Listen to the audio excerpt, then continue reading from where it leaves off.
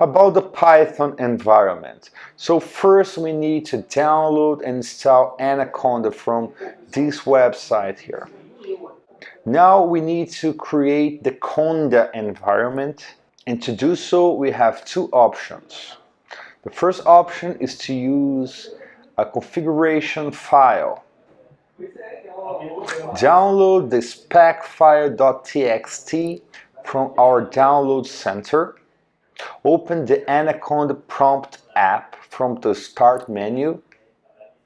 Navigate to the folder containing the specfile.txt and run the command below. Pretty straightforward. Note, this command will create a Python environment called Skoods 36. Also, every time you want to control the car using the API, you must first activate the Skoods 36 environment.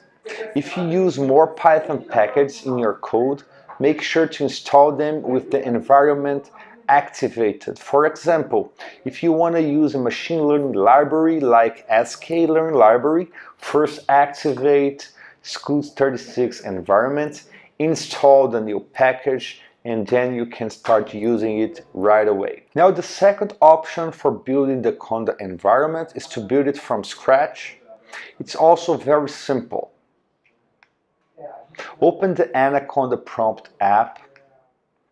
To create a new environment, type the command below.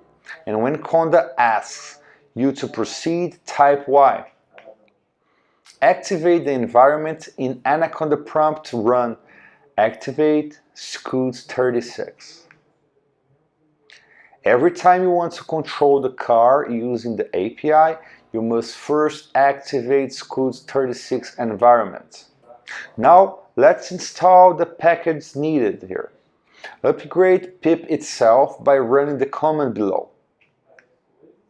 Follow the instructions to install 3 additional packages. This may need you to run Anaconda prompt as administrator.